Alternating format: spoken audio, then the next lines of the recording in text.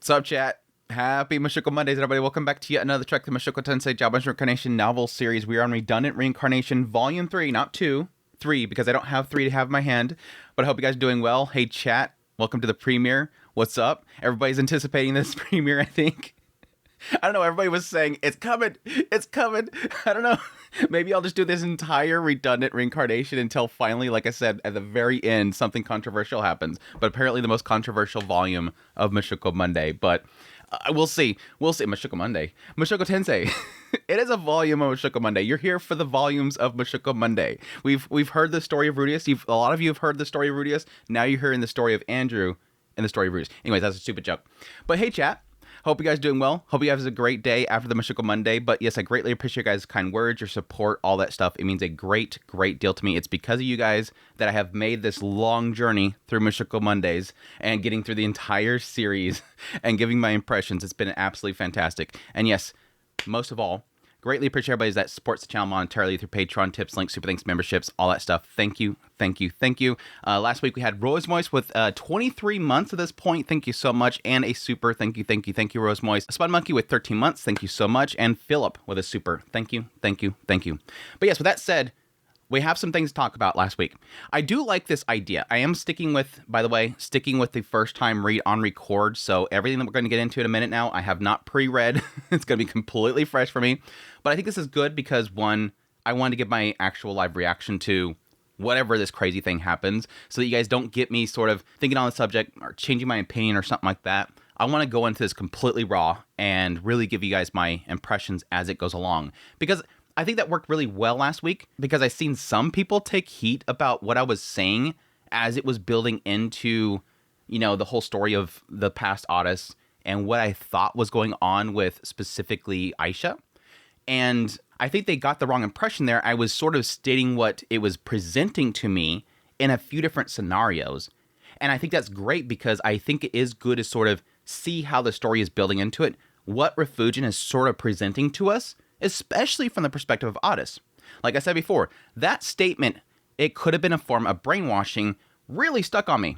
That was a bold thing to really kind of admit there. Refugin's willingness to boldly claim the character themselves, a person, believes they may have been brainwashed, that's bold. I want to give those impressions as we go through. Yeah, that sort of does ruin certain things that I can sort of figure out just prior to the recording, but I can get that stuff in the next Mushoku Monday. And I'm going to get into some things that I kind of remembered as I was editing and whatnot, so we'll get into those things as well. So just be patient, just be patient. But yes, last week, a few things. Interesting, the fortune teller didn't really dawn on me until I went to edit, but yes, the fortune teller is very sus in the story of Otis, the hero Otis. And the idea that, yes, the fortune teller was the one that stepped up after the king said no and all the knights said no. They stepped up and said specifically, go see all the sages first, then go fight them. Why would the fortune teller, this random person, just pops up and says, hey, go do this? Yeah, I think they're probably working for the man god. I think we can all probably agree that if that demon later on that talks to Otis and says, hey, you got great weapons. Hey there, you got those great weapons. You could take on anyone. That demon was the man god, thus following up with him being sent by the fortune teller, which he probably talked to tell him to go out there and get all those weapons and equipment for some goal. Which makes me believe that Otis's entire story was all fabricated by the man god. And the idea that the man god basically told somebody, send him on this journey to get these weapons, that will get him to go to all these dragon generals, he'll get all these powerful weapons from them for the sake of their loved one, then I'll come in there and I'll send him to my target, the technique god. He wanted him to go and kill the technique god, but at some point, he lost contact. He almost had it. I think he almost had it, but then he lost contact at some point. And then Otis went off and did what he was doing, and then he went off and went home. That's sort of where I'm kind of going with that. That's my prediction that the fortune teller was probably a disciple. Additionally, kind of interesting, and this could be because possibly the whole library labyrinth was brought up later on. But yeah, kind of interesting that they had to go out of their way to find this lost volume that we're getting into right now. That lost volume is in the library labyrinth, no? I was kind of surprised that if Orsted wanted that story so much, he probably didn't want it that badly. If he wanted that volume so much, he could have just easily gone to the Labyrinth, picked it up. And yes, my final note is I was kind of stuck on the whole Macedonia thing. I went ahead and searched my drive, and yes, sure enough, I found one mention was, yes, the Teleportation Labyrinth book. The one that Rudius used to go to the Teleportation Labyrinth, the one that had the full detailed descriptions of all the, mechanisms and whatnot in it. That book that Rudius brought with him to the Beggar Continent, that was wrote by a Macedonius. And yes, after Pax died and Rudius came back to Orsted was upset because A Macedonia would have been sort of put in a good position by Pax if he survived, and one of his descendants was going to birth Laplace. So that was the other mention of Macedonia. There's probably other ones. It seems like this person's like prevalent in the story, or at least that family line. That family line is seemingly prevalent in the story. But anyways, that's all my notes. Let's get into it. Let's dive into it, chat. We delayed it long enough. Everybody in your hype. Everybody in your hype. And you all be good, chat. Last week, chatters were bad. It's been a long time since I've had to completely just not look at the chat. I want to look at the chat. Be good, chat. I think it's because we have a lot of new people joining the Mushoku Monday. There's a few rule lines that I think have been pretty much established at this point that most people know. I even pinned it this time again. But yes, don't talk spoilers beyond what we're reading, especially right now because there's a lot of people joining this Mushoku Monday that have never read this because this is a light novel that has been fan-translated. It's not available to a lot of people. A lot of people like to actually buy the book and read it legally. So keep that in mind. There's a lot of people that are joining the Mushoku Monday that haven't got all this stuff. So don't spoil anything beyond. And yes, any speculation and whatnot, I'm not asking for answers. When I speculate on things, I'm not looking for answers. I am just thinking. I'm having fun. I'm throwing out theories, all that kind of stuff. I don't need you to correct me. Anyways, let's get into it. Chapter 3, Family Meeting. Those are never good. Family meetings are never good. It reminds me of Paul. Wasn't that called Family Meeting too? I think it was Emergency Meeting or something like that. Anyways, now that I think about it, understand why I felt that way back then. It wasn't because I saw Aisha as one of my wives. I loved her as a sister, as family, but I never thought of her as mine. In other words, it wasn't like I got NTR'd. NTR.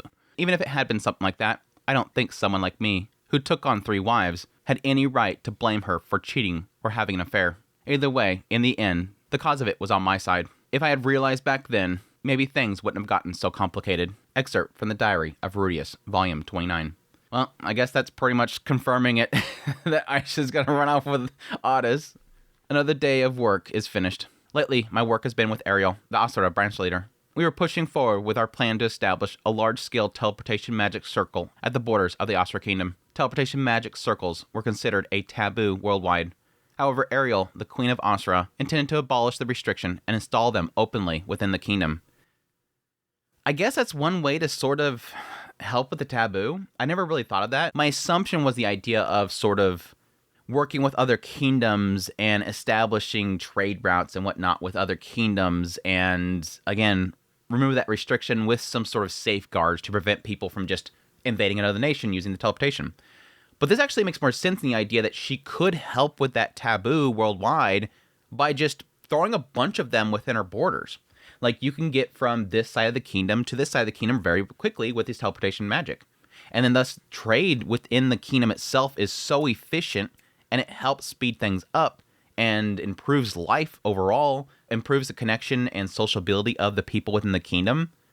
It might sort of make other kingdoms go, hey, we kind of want that too. And then that thus gets rid of that taboo. It seems like that's implying there by, abolishing that restriction by installing them openly within the kingdom. But anyways, naturally, the Holy Kingdom of Milis would oppose it, and there would be dissent amongst the people as well.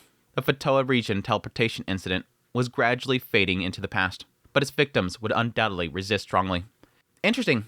Did they know that it was specifically teleportation magic of some sort? I mean, it is a displacement, and I guess they could have called it a teleportation incident. Either way, yes, people were transported somewhere else, so I guess they could connect it to the same technology. That me transporting somewhere else is the same as whatever this magic is, so I can see there being an opposition there. When you're dealing with some sort of trauma like that, especially when, again, people were falling from the sky to their deaths, put in front of monsters, slaughtered left and right, it makes sense that people would be sort of irrationally connecting the two of them. Like, This is the same thing. Of course, even if there was opposition, Asura was not a democracy, so it could be pushed through. Yeah, but if you have dissent with the people, they'll rise up. Still, there was always risk that public dissatisfaction could lead to a coup, yeah. Ariel was constantly in danger, was always being targeted. That being said, when it came to justifying it to the public, Ariel could handle it. Today, she let me read the draft speech, and it was quite persuasive. Well, yeah, especially when it comes from her mouth. The Fatoa region was devastated by the teleportation incident, and even now, 10 years later, it is still a process of rebuilding. It will take many more decades before those beautiful golden wheat fields return to how they once were. The teleportation incident took many things from us. That is precisely why we must advance our research into teleportation. We must understand what teleportation is so that such a disaster never happens again. To that end, I will abolish the taboo on teleportation magic circles. There will be those opposed to this. There will be those who are uneasy about it. Perhaps in our generation, we will only repeat mistakes. However, those mistakes will surely become a foundation, leading to prosperity of our descendants. So they're connecting it. Like, they're legit in the speech, they're going to connect this. What would be better is to basically poo-poo the idea that's even connected. Say, no, what happened there has nothing to do with the teleportation. That is not teleportation. That was an explosion. That was a distortion in mana or something like that. Don't connect the two of them.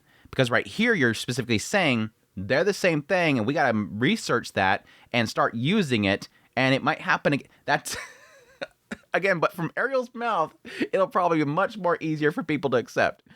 That was the general idea. It was a strategy to turn those likely to oppose it into allies instead. Yeah, I guess specifically people that are gonna connect the two of them, make them into allies. Of course, objections would still arise, but Ariel was popular, and she could find ways to manage them. Get rid of them. The strongest resistance would likely come from the Millis church followers. After all, it was the Millis church that actively led the charge in imposing all modern taboos. I was the one working to smooth things over with Millis. Mainly, I was negotiating with the Blessed Child and the Pope. When I mentioned the large-scale development of teleportation magic circles, both of them frowned. They gently suggested that at the very least, such installments in Millis itself would be impossible. However, at present, we weren't considered deploying them in Millis. For now, the teleportation circles would only connect within Asura. After several meetings, I managed to secure a deal. Again, keep it in Asura, and eventually they'll look over the fence and go, I really like that idea. We could do something like that, and it's working for them. They're prospering. Heck yeah. Especially if eventually another nation says, hey, I like that too. Can we incorporate something and we'll make a connection between us? And these two countries start to connect a lot, and they're working really well together. Again, there's going to be a lot of people that are going to still realize, dude, look at the history. Don't forget what happened back there. Oh, man, forget the history. It's great over here. But don't forget invasions and stuff. Really easy to invade another nation. But that's it. Just eventually they go, I want that. After several meetings, I managed to secure a deal. We cannot completely suppress the opposition, but neither the Pope nor the Blessed Child will take the lead in protesting against Asura. In exchange, they had some demands, but that was to be expected. For now, it was a satisfactory outcome. If the Millis-aligned nobles within Asura noticed how convenient and profitable teleportation circles were, there's a good chance that voices will rise, asking for circles in Millis too. Yeah, like I said. And when that happens, the fact the Pope and the Blessed Child won't openly oppose it will make a big difference. I thought this was supposed to be about Otis. I swear, we're gonna get to the final chapter, and it's finally gonna get into this controversy. It's everything but the controversy. I love it. Oh my gosh. Now, technically, remember, Otis, when it opened up this volume, what was he doing? He was trying to get away from his paperwork. So maybe he's just trying to pad this a little bit. He's trying to pad this with as much stuff as possible so that he doesn't get back to his paperwork. He can quickly just say what happened. But no, he's like, let's read what Dad wrote. Let's start way back here. That's cool, about teleportation circles. Anyway, leaving Millis aside for now, the plan is first to install teleportation circles in uninhabited areas in the Fatoa region and particularly deserted locations within the royal domain. After conducting multiple tests, if everything went well, we would gradually increase the number of circles. Naturally, there would be obstacles. Some industries, such as transportation, would see workers lose their jobs. However, once teleportation circles become widely used, both convenience and safety would improve. Ultimately, it would be beneficial for people. Yeah, that's sort of the problem that comes with all technologies, like the Industrial Revolution and everything, and factories and machineries and whatnot, AI. everything displaces jobs, and then there's a hope that something else will be created from it. Additionally, teleportation magic circles would be a valuable asset in the war against Laplace. At the very least, Orsted seemed to know how to use them effectively. In any case, today's work had reached a stopping point. I had arranged for a few days' leave, so I decided to take it easy at home. I'm home! With that thought in mind, I returned home. I'm surrounded by my children, embraced by my wives, and enjoying a delicious meal. What a happy home. Huh? No one's home? But the usually lively house was now silent. The time was early afternoon. Roxy, Lotta, Otis, and Sig were at school. Sylphie was likely out shopping at this hour. Lily and Chris were on a walk with Edis. Aisha was probably at the mercenary corps. Zenith wasn't here either. Dillo was also gone. Everybody's gone? That seems unlikely. That meant Lilia had taken Zenith somewhere. Lately, they had been going on walks, riding Dillo. Lucy had enrolled in the Oscar Royal Academy this year. She was living in the dormitories, so she wasn't at home. I wonder when she graduated, because didn't she start in school, I think, at age of 7? And I guess she could have gone 7 years there, so she's about 14. And now she's going here? We apparently had another time jump, at least a 2-year time jump, I would guess. There's a reason why I'm trying to keep track of the time right now. You all know why I'm trying to keep track of time right now. That meant I was the only one at home. Oh, right. Bite was on guard duty. Thanks for always keeping watch. Thanks to you keeping pests away. We'll be able to enjoy delicious rice again tonight. Maybe I should get you some high-quality fertilizer as a treat. Thinking about that, I head upstairs. Suddenly, I heard a voice from somewhere. A strained voice, almost as if in pain. I know where this is going. I had thought the house was empty, but maybe someone was there. Curious, I walked down the hallway, following the sound. It seemed to be coming from Aisha's room. Here it is. Here it is.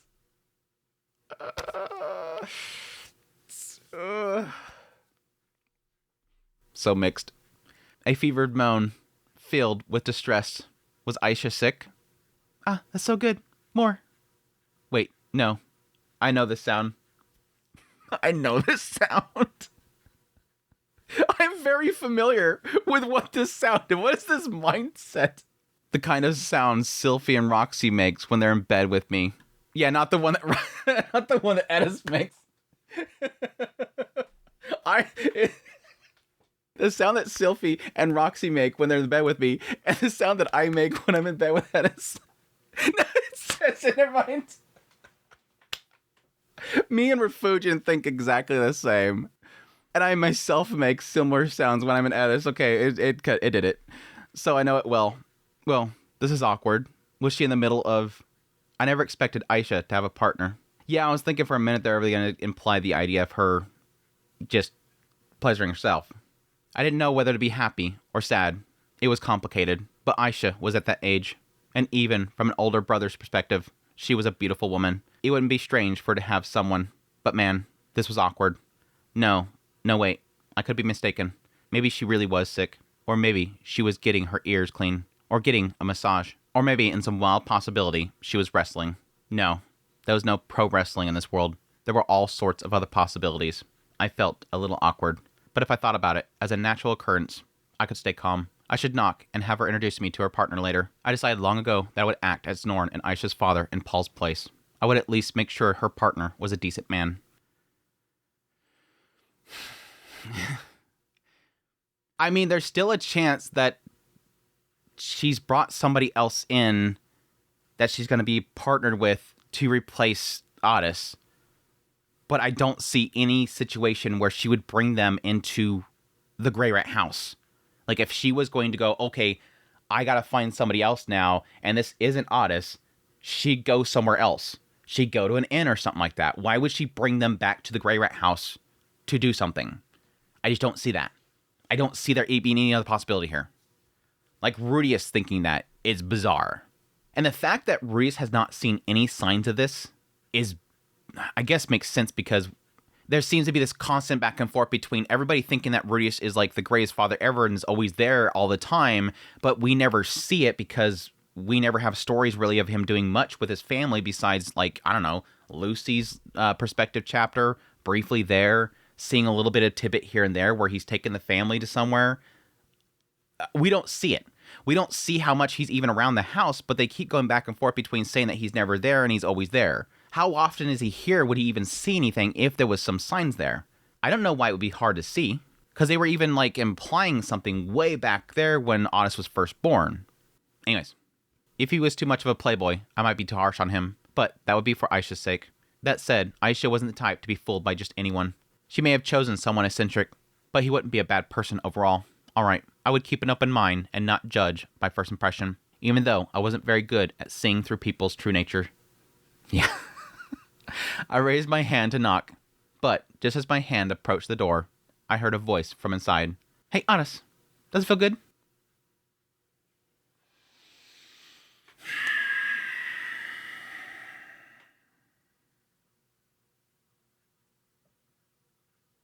Knew it was coming.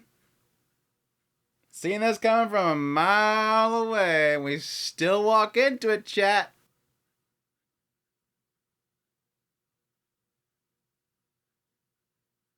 I just don't know. This is so funny.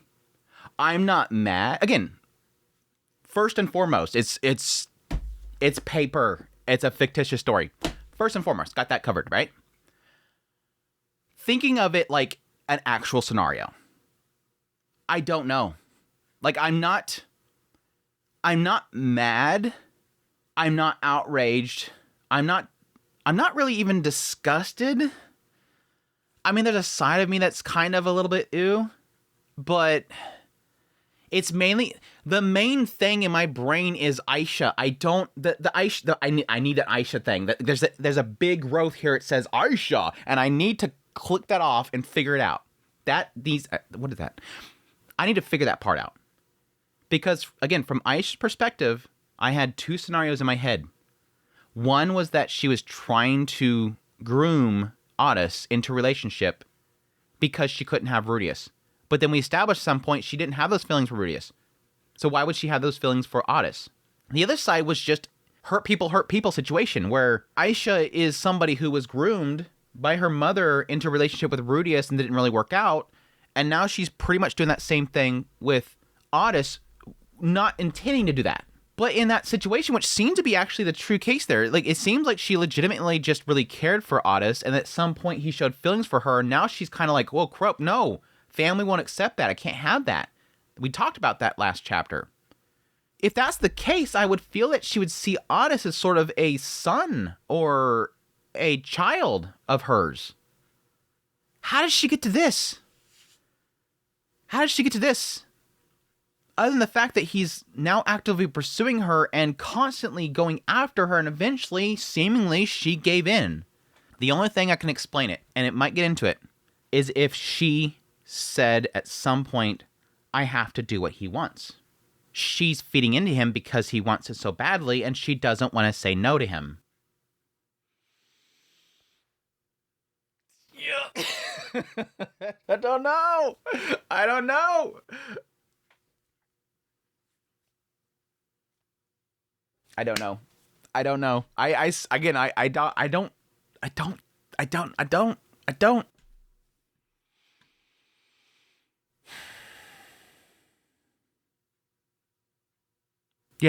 Yeah, Aisha. And how old is he? That's the other question I have, is how old is he? That's the big question, of course, is how old is he right now? I'm guessing 12. And that again, it's fiction, but even then, yeah, I'm going to say it's bad. Extremely bad. This whole situation is just effed up. Let's just be honest. I immediately threw open the door. Huh? What? An incredible vista unfolded before me. Aisha and Otis were in bed together. Otis was underneath. Aisha was on top. Both of them were naked. I was wondering even also if there was just a BJ. You know, are we going that far?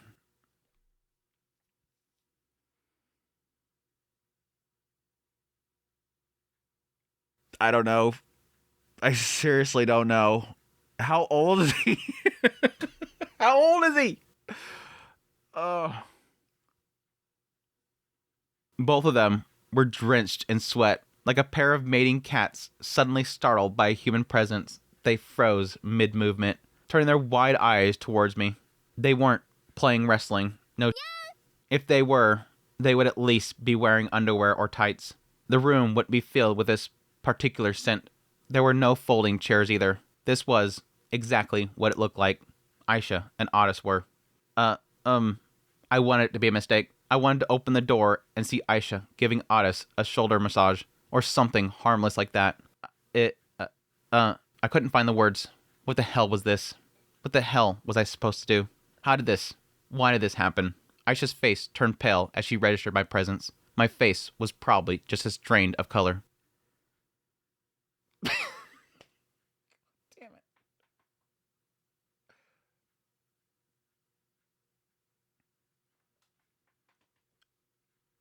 it. Big brother, welcome home. I mean, no, wait, this is... That is so Aisha. Amidst the I don't know how fucking old is he? It's fiction. Then over here, that's so what Aisha would say.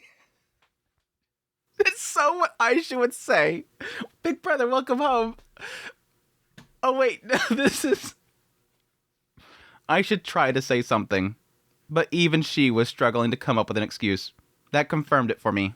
This wasn't a misunderstanding. They had deliberately put themselves in the situation. Wait, so this is a misunderstanding? Like, Rudius... El Rudius moment. There was no chance this was a misunderstanding. You don't trip, all of your clothes fall off, you've fallen into the sheets, and you're on top of each other, Rudius. This isn't an anime comedy. Both of you, take a bath right now. Get changed, and come to the living room. I forced the words out and shut the door. I walked down the stairs, entered the living room, and collapsed into a chair. W. Probably the best way to respond to that. Get fixed up. We'll talk about it. Put a buffer in there. Walk away. Create time to think. Because whatever you're going to think of what to respond with is not going to work out. It is not going to be good. And just completely shouting and throwing everything out the door is not going to help either. Perfect way to respond. Create the buffer. Rare W Rudius moment. Rare W moment.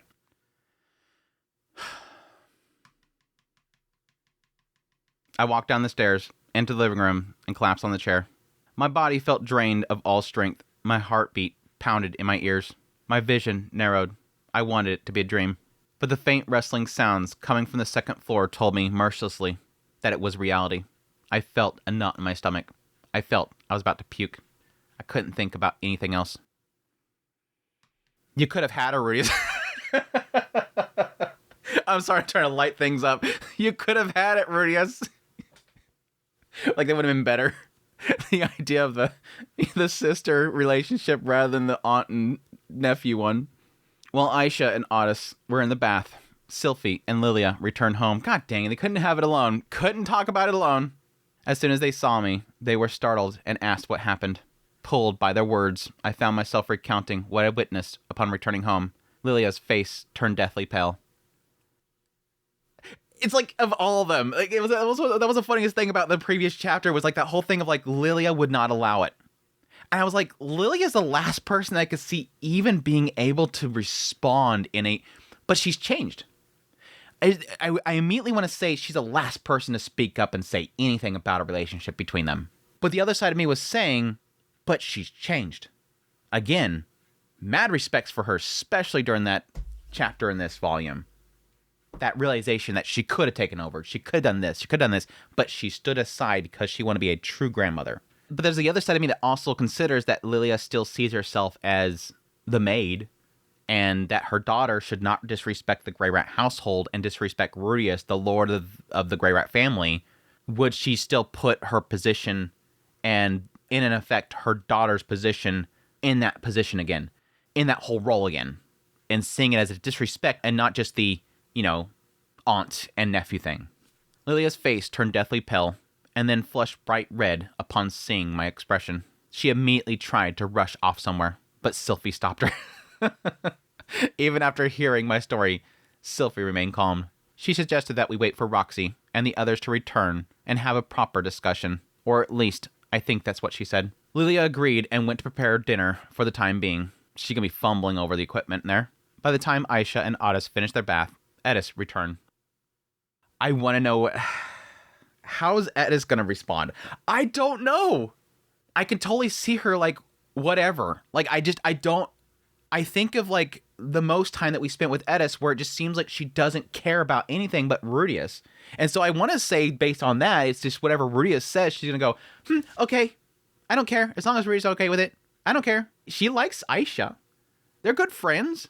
They both love Rudius, and so they kicked it off. Like, the moment she found out that Aisha likes Rudius, she's like, bestest friendos.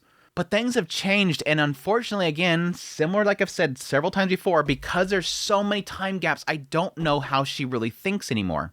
I don't. I think I got a good sense of it with the whole chapters with Nina. I get a sense of she likes this motherhood. She likes being a mother. But it doesn't tell me how she thinks. It doesn't tell me what she thinks morally and what not. It's hard. It's very difficult to figure her out. So this is a massive question mark right now. I can see Rudius effing this up. He's already said it. It said at the very beginning, I effed up. I screwed something up. I can see him blowing up because he's going to overthink things and he's going to overcorrect things, or he's just going to choose the wrong words. That's usually what happens with Rudius. He chooses the wrong words. And people take it in the wrong way, and then he blames himself. Edis, I don't know. I don't know how she's going to react. The moment she saw me in the living room, she asked, "Who did this to you?" Her tone reminded me of when I fought with Paul long ago. After calming her down and explaining what had happened, Edis looked confused. But after seeing the state I was in, she must have understood the gravity of the situation. She didn't say anything else for now. Is she going to take his mental and physical appearance state as this is a bad thing and I need to correct it? He caused Rudius problems, so thus he's obviously in the wrong. I hope not. She didn't say anything else for now. Yeah, she's gonna... Oh, please don't. Please don't. Refugian, let her think for herself. After Aisha and Otis came out from the bath, I made Lilia and Chris take one. Then Edis took them to their room and returned to the living room, took her seat, crossed her arms, and closed her eyes. Aisha and Otis sat side by side. Aisha took her usual seat, looking somewhat defiant, but still composed. What is that? Defiant. I mean, she's got to be expecting this. She had to been, the moment she's smart. Aisha's very smart. The moment she went in that room, she had to be expecting that something like this could happen. I still think it's stupid that she would have done that in that room, unless he pulled her into it. Like, no, we're doing it right now. And she just went along with it. A heat of moment. In contrast, Otis looked anxious, serious, yet completely clueless about the gravity of the situation. In this world, yeah, I don't see there being any gravity to the situation. And let me be perfectly clear. Again, it's a fictitious story. Let's disconnect worlds here. In the world of Mushoku Tensei, I don't see any reason why Otis would see this as a bad situation. It technically talked about it. It talked about it in the previous chapters. This is a completely normal thing that happens always in all these families. In royalty and nobility, they're constantly with people in the same family. It's normal. The age gap, it's normal. His age, yes, normal. In that world, normal. I don't see Otis saying anything about this as being bad besides what Aisha has told him. What Aisha has told him is that this would be bad. But other than that, there's nothing here gravity. Otis looked anxious, serious, yet completely clueless about the gravity of the situation. He had an expression that was hard to read. When I said, probably determination. Again, like Aisha, I knew this was coming. Eventually, I'm going to have to come out with this and tell everybody.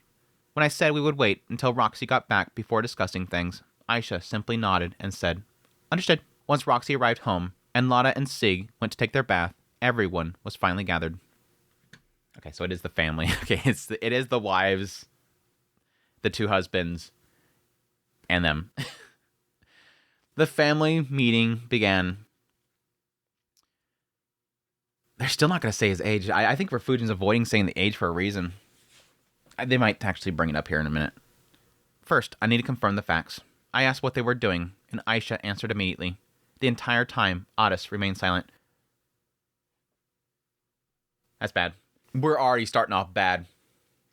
This meeting is going to go south so damn fast. What did we talk about before? She made me believe that she would handle everything. She made all the decisions for me. This is a form of brainwashing. I didn't need to do anything. She handled everything. I'll handle everything. I'll answer everything. Let me do the answering. Let me answer the questions. I got it all planned out. I'm Aisha. I'm smart as hell. I'll get us through this. Don't worry. I got this. Otis remained silent the entire time. This is bad. This is going to end bad. This is going to end bad because they're going to ask him a question and it's going to go bad.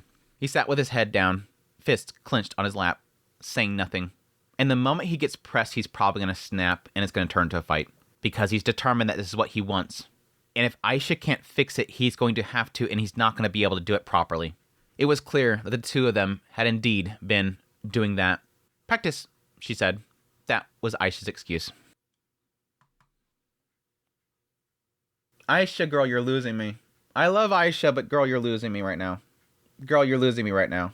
Yes, Lord Otis is at the age where things like this become necessary. As you know, Lord Otis is quite fond of women. I understand that after graduating from the Magic University, he will be attending a school in Osprey Kingdom. By then, he'll have many opportunities. Lord Otis is the eldest son, and he must leave behind an heir, so to ensure that he doesn't make mistakes in the future. I have been serving as his practice partner. This is not going to end well. Otis won't open his damn mouth. He's letting her handle everything, which again, she probably told him, I'll handle everything. He's bottling up something, and he's not going to like if this doesn't go the direction he wants it to go. And Aisha is talking bullshit. I didn't think she would do this. I had no idea this was what she was going to do. I can see her doing this, but I'm disappointed. I'm disappointed she's going this route. I truly am disappointed she's going this route. It's probably because she knows this is the easiest way out. This is the easiest way out of this situation. Or that she doesn't see... She was feeding into him, hoping that maybe he would move on to something else afterwards, and she knew that this is just a normal thing within society. This is something that probably Pax was going through when she was in that palace. Probably knew this was a normal thing there. Probably heard stories from Lilia. This is a normal thing in nobility and whatnot. Aisha's voice was composed, formal, and cold. Yeah, that's the other thing. She's not acting like Aisha does. This isn't how Aisha talks. Her usual professional tone when speaking to outsiders. She's putting on a barrier. It was detached, emotionless, and distant.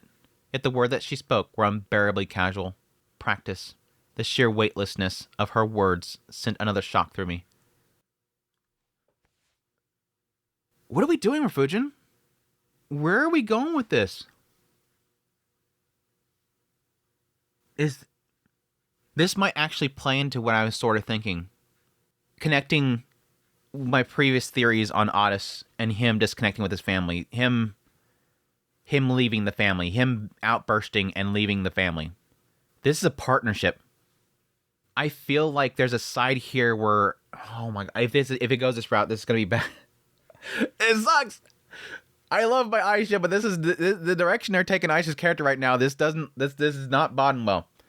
The concept here is, like I said before, the idea that Otis himself will eventually outburst and leave the family, and it's predicated by the idea that the entire time he has been raised, it's Aisha raising him, or at least in their eyes, Aisha has been basically raising him. That nobody else has been involved in his raising. Aisha and Otis see their life as this is just the two of them. They've been alone in this house, going everywhere, and everybody else is doing their own thing. And they're not involved with them. Aisha has always been there for him, and he always has been looking to Aisha. And now when they won't accept us, out of the room, out of the house, leave. That's where it's going. It feels like that's the direction it's going. And why I say that is because Aisha has never shown any sort of sign of acting like this. Now suddenly she's talking to Rudius, who she really cares about, in such an emotionless and distant tone. It almost feels like, oh no, it's just how they always do that. That's how it goes. She's not talking to Rudius. She's talking to strangers. You won't accept what we have here? Well, what do you know? You're never here. I've been raising Otis. Otis is sitting next to her going, yeah. Who are you? Your dad? I don't know who you are. It's Aisha. Aisha's always taking care of me. Aisha's who I care about. I don't know. It doesn't... Maybe. It doesn't really fit with those later chapters of this volume where it doesn't really feel like he has an emotional connection with all of them, but it felt like they were all leaving him. It felt like everybody was leaving him. In Redundancy 2, or one of those side chapters, it gave us senses almost as if everybody was going their own directions. He's feeling isolated. I don't want to go this direction, but it feels like it's going in this direction. I don't want it to go in this direction, but it feels like it's going in this direction. Practice, the sheer weightlessness of the word sent another shock through me. Aisha and Otis weren't siblings by blood, but they had grown up in the same house as siblings. At least, that's how I saw it. In this world, in this kingdom, there was no laws against incest. But even so, this was unacceptable. Again, I'm curious how he comes to that. What is his line, I guess, is the big thing. I want to know what Reese's line is. This wasn't something that could be brushed off lightly. I had to stop this. I have to scold them. I'm not very good at scolding people, but I have to scold them. I had to make them understand why this is wrong. But again, like I said, why is this unacceptable, Rudius? You haven't said yet why this is unacceptable. You can't scold them unless you can internally say why it's wrong. You have just said in your mind they're not related by blood. The kingdom has no laws against this. Then what's wrong? I'm not saying it's right, by the way. I'm saying for Rudius to correct this, he has to internalize what went wrong. There's no laws against it, but it's wrong? I guess. You can say that. That's not right. That's not how you... I just said it too. I knew this. Did I say that? Did I say that? He's going to correct this and use the wrong words. He's going to overthink it and he's going to use the wrong words, and that's what his mistake's going to be. Why is it exactly not right? What do you mean, why? What was I supposed to say? You have to find out what's wrong first, Rudius. What was I supposed to say? The first face that came to mind was Paul's. If Paul were here, what would he say? Surprised that he still thinks of Paul in this situation. I mean, because that's technically the worst person to come to mind right now, let's be perfectly honest. Again, like I said before, cleaning off herself in that other room, and he just looked right in there. Would he just declare it unacceptable? Would he have punched someone? Or would he be too shocked with a pale face to say anything at all? I was the latter. I was completely lost for words. And that sucks. He should... I guess it's probably because everybody was coming into the house after he sent them. Because like I said before, W for him to say, go get a shower, get dressed, meet me in the living room, we'll talk. W response to that. Because again, it gives you a buffer. But unfortunately, it seems like while he was waiting there and people were coming in, he didn't get time to think this through. Because again, the only thing we've gotten so far is him literally saying it's not against any rules or laws or social constructs, but it's bad. So how do you can't say it's not right. You got to say why. Especially when you're dealing with Aisha. Rudius, especially if you're dealing with Aisha. Anyways, right now, this moment was crucial. Depending on how the conversation went, this could become an irreversible mistake. I had to choose my words carefully. I knew that, but I still couldn't find the right words. Aisha, do you understand what you've done? Seeing my struggle, Lilia was the first to explode with rage. She had been furious from the very start and couldn't take it any longer. I hope you got a good explanation too, Lilia. I don't think Lilia really needs to. I mean, if she... But again, that's the wrong there. I understand her frustration and she wants to correct it, but does she have anything but rage? It's not going to get through to them if it's nothing but rage. Yes, Lord Otis seemed to be struggling, so I thought it best to intervene before he made a grave mistake with someone else.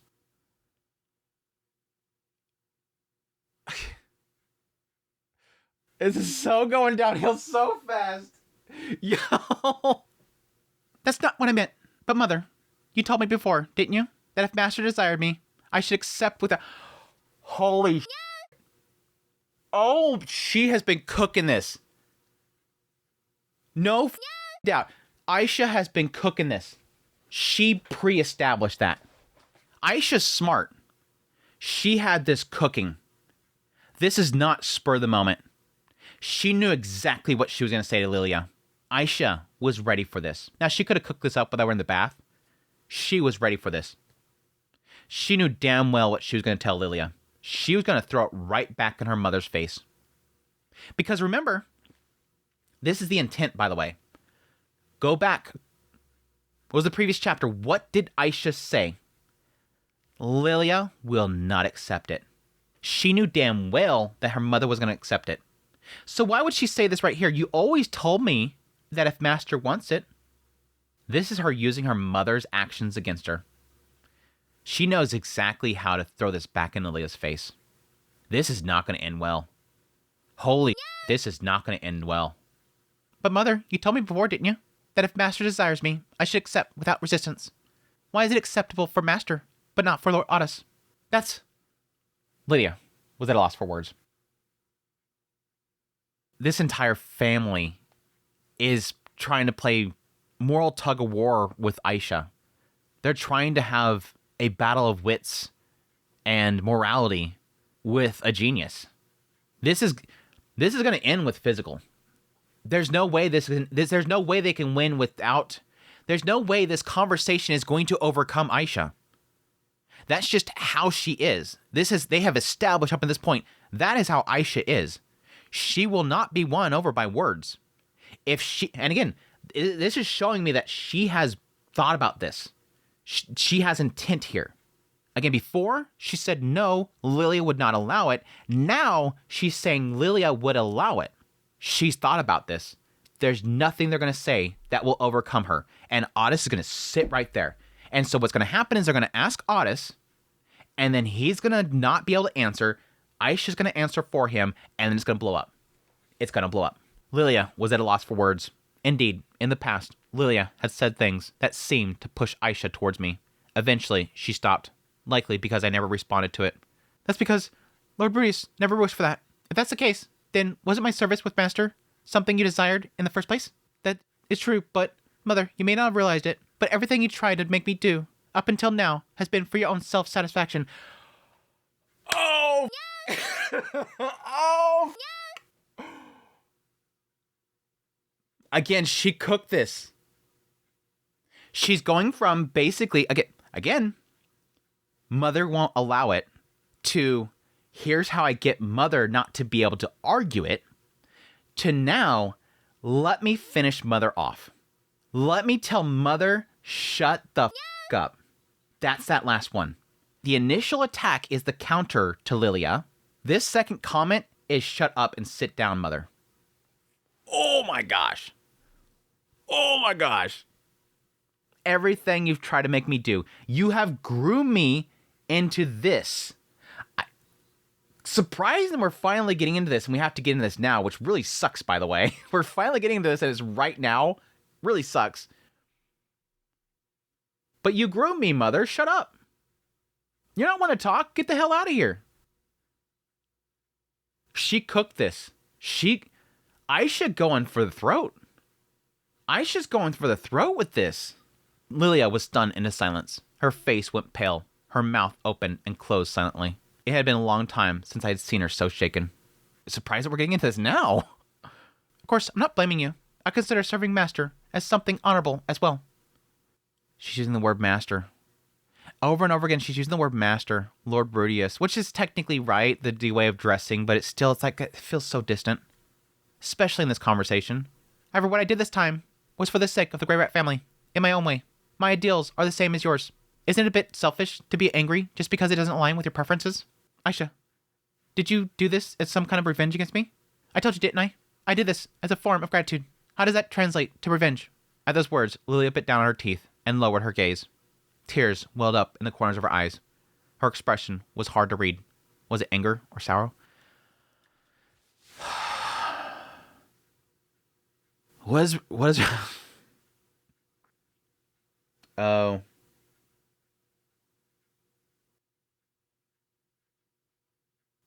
Why? Is Aisha destroying herself to save him? Otis, let me handle it. Don't talk. Just keep your mouth quiet. I'll handle this. Aisha goes out there, throws everything she knows at them that will make them see that she burned it all down. She did it. I did it. I seen that he was inadequate. I need to make sure that he was ready. I did it for him. It was my choice. I did it. Mom, shut up. Eat your own words. Bye. Walk out the door. Aisha plans to burn down the bridge behind her as she walks out that door. Slam the door as loud as possible to where it can't open again. Ugh, that's where it's going. Aisha, on the other hand, remained composed. If this weren't such a serious situation, I might have even found her confidence impressive. This was the face that she wore when negotiating with someone in the mercenary corps. The expression of someone who already knew how the conversation would unfold. Yeah, she prepared for this and had prepared all of her responses in advance. Yep. Rudy's is picking up on it. She's cooked on this. She knew what she was going to do. And again, she could have put this all together when she's in the bath. Here, I'm going to do this. But again, she probably expected this was going to happen.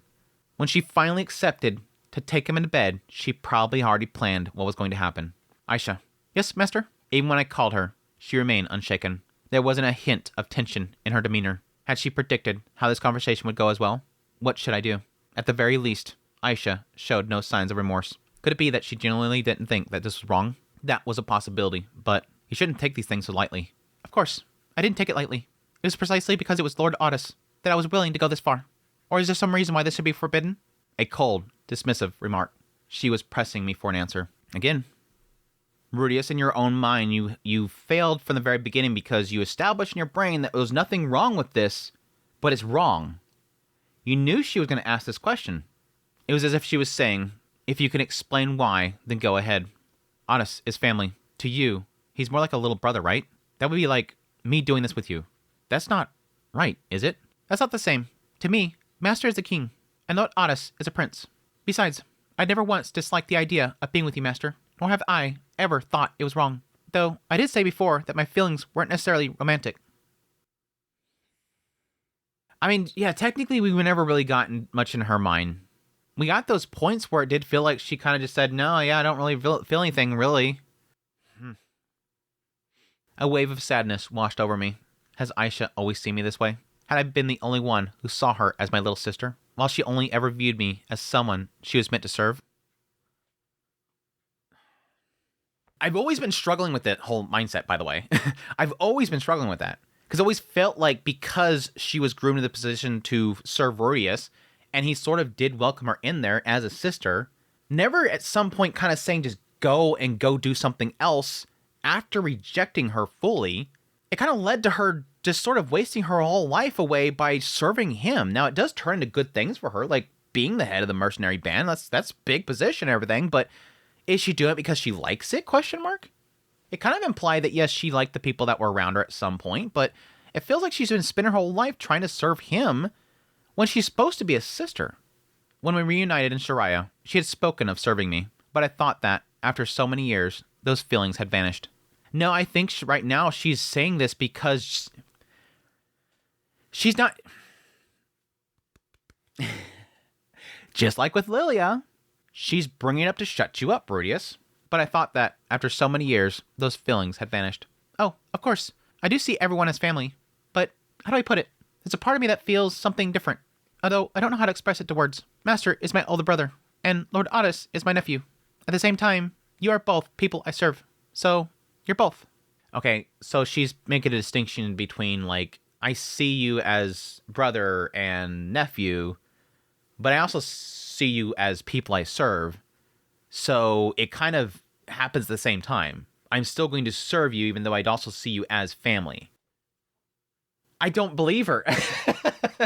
She's so good at manipulating, I don't want to believe her. If I wanted to believe her right now, yes. It's because you've all put her in this f***ed up position that she's so f***ed up in the head that she thinks this way. That she thinks you're brother and serve.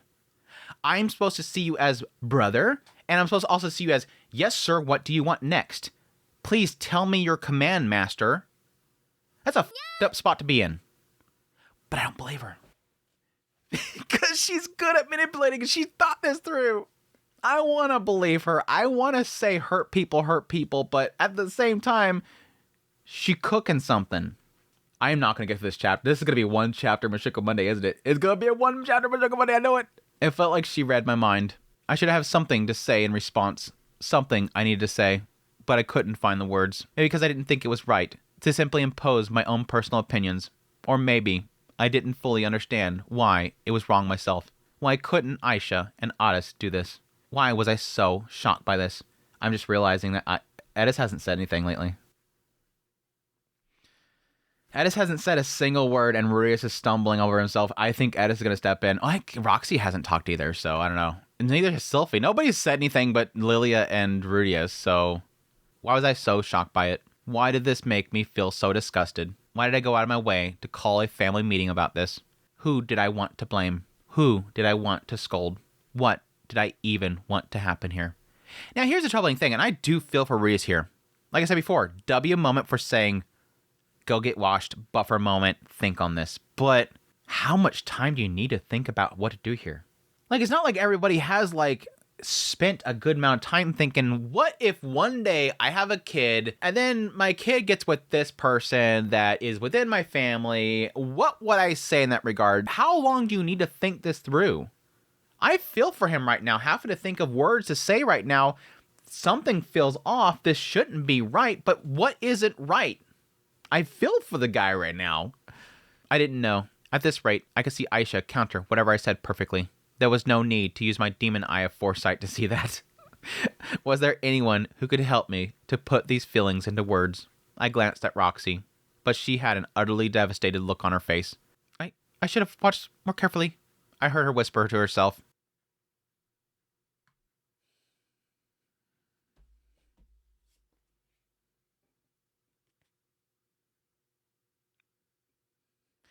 I didn't fulfill her wishes. She told me that I should stand back and observe. Roxy's responding to that conversation she had with Grandma.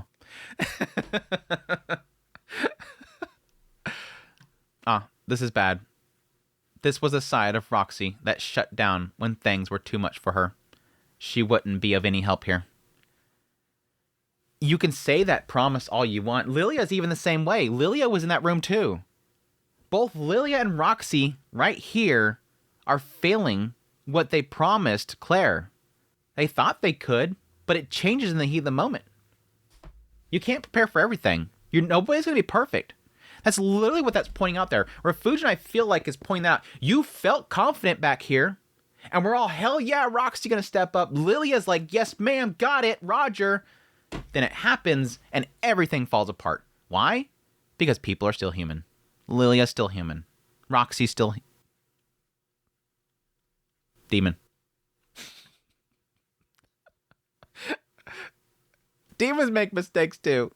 Roxy's not making a mistake right now. She's just trying to get Rudius to step up. Roxy never makes mistakes. She's just saying this to get Rudius to step up and do his job. She's perfect. She wouldn't be of any help here. She'd always been weak when it came to matters of romance. It couldn't be helped. Then, Edis? No, she'd be even worse.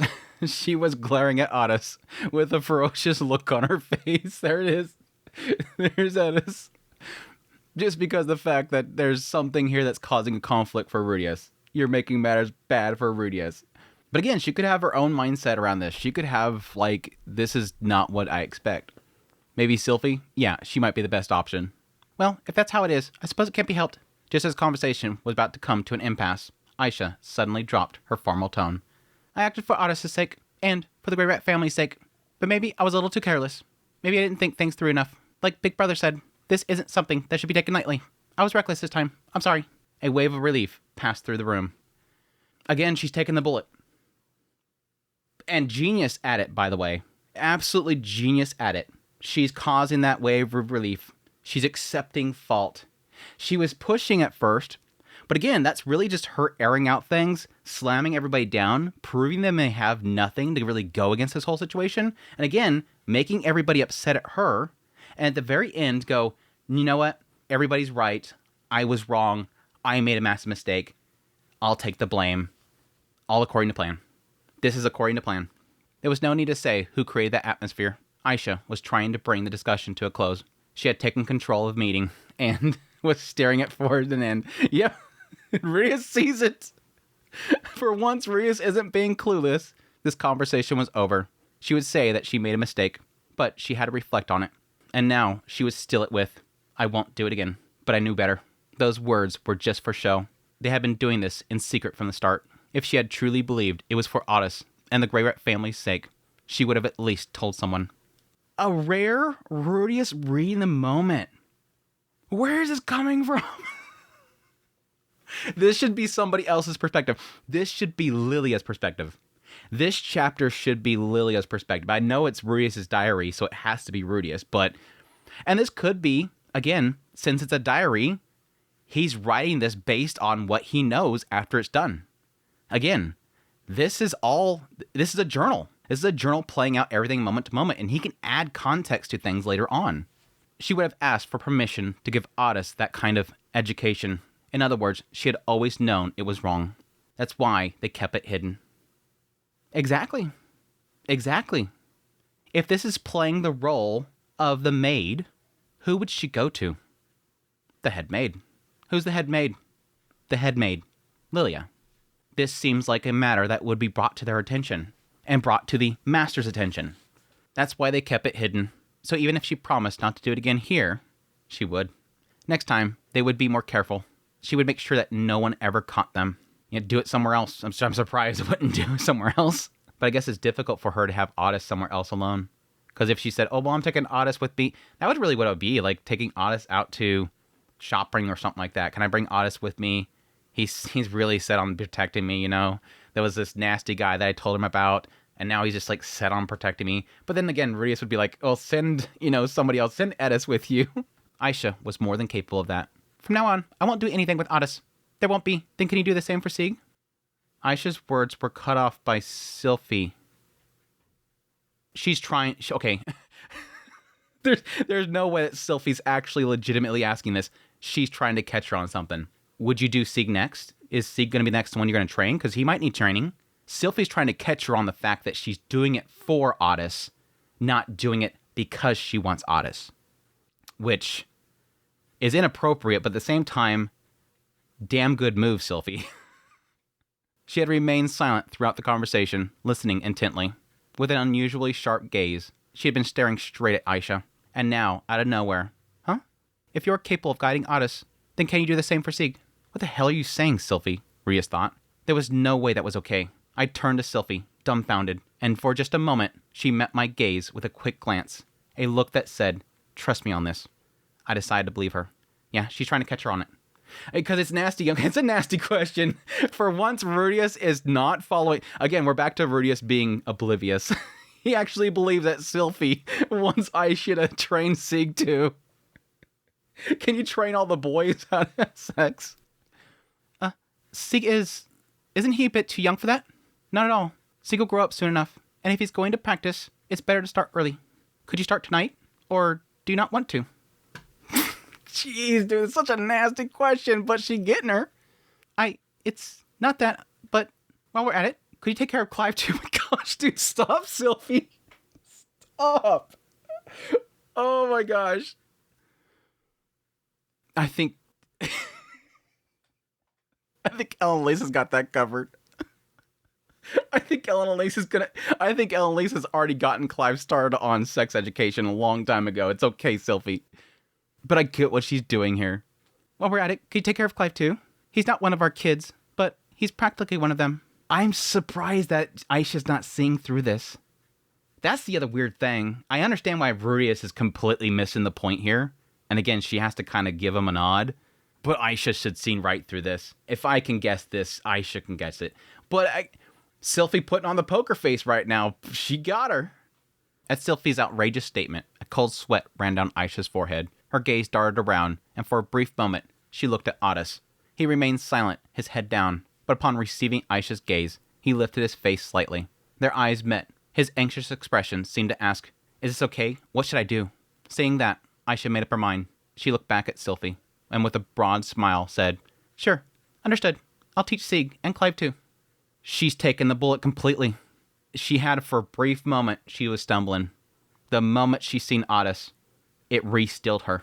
I'll take this bullet too. I can't have them find out about this.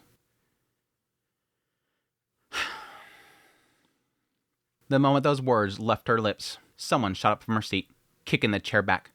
You'll... Yeah. It was Edis. Yes. Yeah. She gonna strangle that boy. You better speak up, you stupid kid. Unless she's going after Aisha, it's gonna be Otis. A little. It's obviously gonna be Otis. I mean, Aisha's not that much younger than her. Up until now, she had been sitting with her arms crossed, mouth tightly shut, eyes closed, listening in silence. But now, her eyes flared open, fists clenched, and she stormed towards Aisha, raising her fist. Aisha instinctively covered her face with her hands. Gah! But Aisha wasn't the one who got hit. It was Otis. Yeah, I don't see her going after Aisha. This is a boy that she's taught to, protect them. And I can see this being a case of not. And if it goes this direction, I'm going to get extremely emotional. There could be a chance here that Edis, in her mind, I raised that boy to protect this family. And treat Lilia and treat Aisha as family. And what does this mean that Aisha said, I trained Master to be prepared for that day? What does that tell Edis? My son used her as a tool to train for the day that he'll have to bang somebody. You little shit. How dare you treat her like an object like that? Treat her like a concubine, like a training tool. It's gonna get me. But it wasn't Aisha got hit. It was Otis, who had been sitting beside her, his head bowed. He was sent flying, chair and all, clashing into the wall. Nose bleeding, he stared up at Edis in shock. You! How could you let Aisha say all that? But Aisha said to leave it to her. Don't butt me! Edis's fist slammed into Otis again. He collapsed to the floor, groaning in pain. I didn't raise you to be like this! Edis, still seething, strode towards him. I taught you to protect people, not to abandon them like that. It's similar. It's similar, but it's still gonna get me. It's similar, but it still get me. You're letting her take the shot. I told you to protect her, and you're letting her take the fall. She's taking all this, even claiming that she will train the other kids just to take this blame. I taught you to protect people, not to abandon them like that. Who taught you this? You should be ashamed of yourself. Stop it, Edis. Aisha threw herself over Otis, shielding him. Aisha, move. I'll beat that rotten cowardice out of him. I'm starting to sound like a toffee. Aisha, move. I'll beat that rotten cowardice out of him. Yes. At this rate, she might end up killing them both. I hurriedly stood up and grabbed Edis from behind. I had to bring up the image. Get over here. I'm gonna beat the shit out of you. You little coward. I didn't teach you that. I have gap points when I copy it to my doc. There's sometimes it's not an image, but most of the time there's an image when there's a gap. Oh, look at that. Yeah, shit.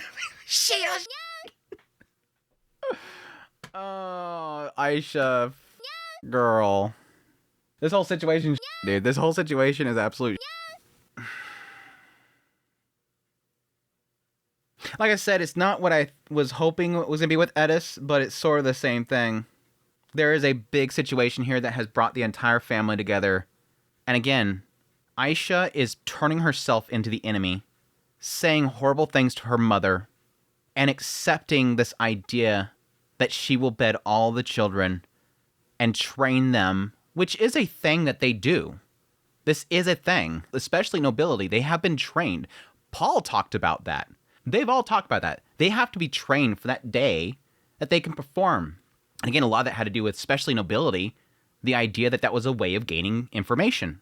That was actually a tool. This is normal in this world that Aisha could technically do that. But again, this is not nobility. Aisha should not be a maid. So the idea that she has taken this upon herself is like an insult. But what frustrates Edis, again, is simply the fact that you're supposed to be protecting her. That is your sister. That is your family. You're protecting her. But the entire time, he's sitting there with his head down. But she told me to do this. She said she'd handle it. This goes back to, again, the chapter earlier. What was he saying? I thought everything should be handled by her. And this should be that mistake. How'd he say that? I gotta go look back. Hold on. I gotta look back. I remember that statement. When I was little, I vaguely believed I'd always live my life protected by Aisha, doing as she said, and I took that for granted. Sort of fits in with there. I think there was another line in there as well, but it's just, again, that idea that I assumed this was going to work out and didn't. It was a regret thing. Anyways, stop, Edis. Calm down. I can't calm down. It should be clear. Don't you get it? Get what? I wasn't following. It frustrated me that Edis understood something I didn't. That this was all just an act by Aisha. Sylphie said that as she stood up and walked towards us. She raised a hand, signaling Edis to stop, and Edis fell silent. Did Edis look back, I'm guessing? I'm guessing Edis looked back. Sylphie then knelt in front of Aisha and Otis, speaking gently. Hey, Aisha, you don't really want to do it with Sieg and Clive, do you? Aisha didn't answer. She simply looked sullen, still holding Otis in her arms. It was a stark contrast to earlier's eloquence. You love Otis, don't you? And things just happen naturally, right? But if you admit that, you knew Rudy and Lilia would object. So you kept it secret, right? It's a secret! Sorry. Or is it just curiosity? Were you just experimenting? No. The one who objected wasn't Aisha. It was Otis. Finally. Just took Mom beating the snot out of him before he went, okay, gotta start talking now. Just a good old bit of DV to get the kid going again, right? Jeez. Sorry. That's a bad joke. It's a bad joke. No. When I told Aisha that I loved her and I want to marry her, she said no at first, but I kept telling her that I loved her, and finally, she said just this once, and this isn't right, but I kept begging, so Aisha gave in. It's all my fault. Otis shouted desperately, as blood was dripping from his nose. Sylphie turned back to Aisha. Aisha, please tell the truth. Under Sylphie's gaze, Aisha lowered her head, but then she bit her lips, clenching her fists and lifting her face. That's right, I love Otis. Since when? I didn't know who asked. Maybe it was me, or maybe it was Lilia, or Roxy. Since he was born. From the first moment I saw him, I knew he was special to me. Here's where it would probably be the big... I don't know what they're doing here. I don't know what Fuji's doing here.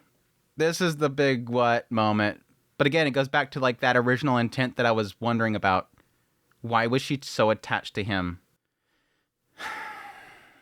And what kind of special is he talking about? What is she exactly talking about? And as Otis grew, that feeling only got stronger. But I tried to hold back. Because it was Otis. He's more than 10 years younger than me. I know that. He's supposed to be like a little brother. So it's not normal to feel this way. And he's the eldest son, the heir. And I knew that he had to marry someone from a good family to secure the Greybat family's future. But when Otis said he loved me, I couldn't resist anymore. Again, I'm guessing this is probably, it's got to be like 12 again, because technically Lucy's supposed to be gone. It's at least 11. It has to be at least 11. Finally, I saw the full picture. At its core, this was just a normal... What? Radius? What? At its core, this was just a normal love story.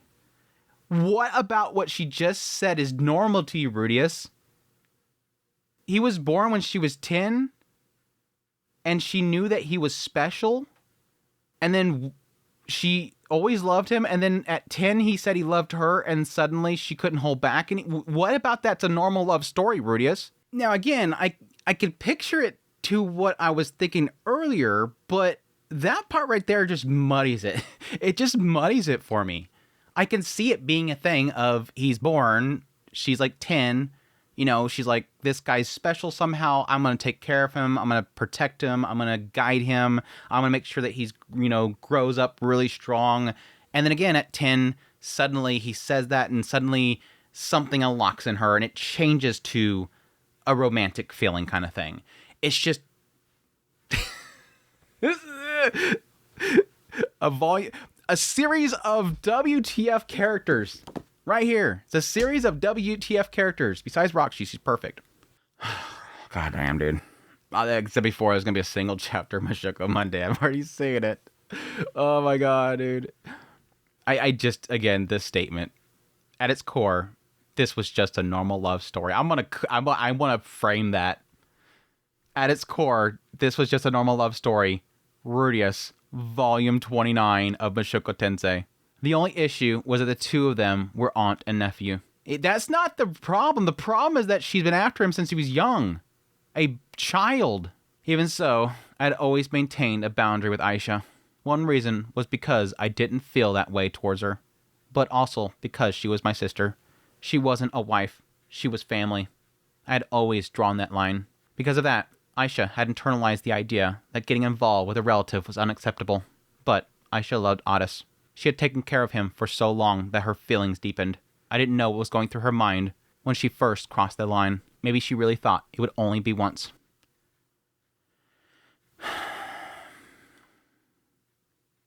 This is making me want to reread what she said, because what Ruiz is getting from this is different than what I'm getting from this. Let me read what the rest he's saying and go back, because it feels like he's getting something completely different. But again, I think he's disconnecting what I'm connecting. But that first time was enough to break Otis's self-restraint, and I understood that as a man. At first, it's always like that. And Aisha, she couldn't bring herself to say no, because she wanted it to. Deep down, she wanted to be with Otis. And so, they kept doing it in secret. Since he was born, from the first moment I saw him, I knew he was special to me. He's special to me. That's not saying much. He's just special to me. It's the special boy. And as Otis grew, that feeling grew stronger. The special feeling grew stronger. But I tried to hold back. See, the try to hold back is telling me that it's something very love. Romantic love. Because it was Otis, he's more than 10 years younger than me. I know that. He's supposed to be like a little brother, so it's not normal to feel that way. And he's the eldest son, the heir. That's just a status thing. I don't care about that part. When Otis said he loved me, I couldn't resist anymore. Finally saw the full... Ruiz is disconnecting that whole thing, I guess, from the young age that she felt something special in him and has been after him. It doesn't have to be physical. Let's be clear. It doesn't have to be physical. It could just be simply a connection. I don't know. Ruiz is making a disconnection here, but I'm trying to figure it out. This isn't like you, Aisha, Roxy muttered. At those words, Aisha suddenly turned towards her, shouting, "Then what was I supposed to do? I love him. I can't help it. I want to do anything for Otis. I love him. I want to marry him." Her voice grew smaller and smaller. Aisha was crying, clinging to Otis, holding him tightly. Seeing her like that, I couldn't help but remember what Roxy looked like back when we did it in Begarit. "No, I understand how you feel," Roxy responded to her words. I don't get the connection there. I'm trying to find a connection there. A desperation for something you can't have. And Roxy was trying after something that she... But again, it was a different situation there. A completely different situation there. Okay. I almost feel like... I feel like Refugian's trying to force Roxy into the situation because she's completely getting snuffed out of it. Roxy had her moment in Volume 2, and now we're just going to completely throw it aside in this volume. Which, by the way, I got 2 figurines pre-order from Ami Ami. Ami Ami's finally shipping again. I got 2 Roxys on the way in the same time because they've been backing up the orders. It wasn't just Otis. Aisha had also lost control. A rare occurrence for someone like Aisha. But desire is a fundamental human instinct. Even if you know it's wrong, sometimes it's impossible to resist. And again, this is... My brain right now is trying to put this into perspective for... our world and our moral standards. A lot worse things happen in the world that they're in. Doesn't make it right. But yeah, I can see a lot of this being very questionable for some people. Again, my hang up personally is that connection that she had the moment he was born. It really does make me kind of wonder what kind of connection she was looking at. Was it just merely, this is a special person to me, that I should follow this person, and then eventually it turned into something else? Which is what it feels like it's kind of trying to say here. Even if you know it's wrong, sometimes it's impossible to resist. "Big brother." Aisha wiped her tears, lifted her face, and spoke in a calm voice. "I'm really sorry for what happened this time, but I love Otis, and Otis loves me. It's fine if we wait until he's adult, but please allow us to marry." Her serious tone brought a heavy silence over the room. Sylphie turned to me. "Rudy, what will you do?" "So the decision falls on me. Well, I was the one who called this family meeting, but do I really have the right to decide this?" Looking around, everyone seemed to think, "Isn't this fine now?" I could sense an atmosphere of reluctant acceptance. Yes, what they did in secret wasn't right, even if it wasn't something to be done openly. There was better ways to handle it. But still, Otis and Aisha truly loved each other. Otis was still young, but this wasn't a case of one forcing the other.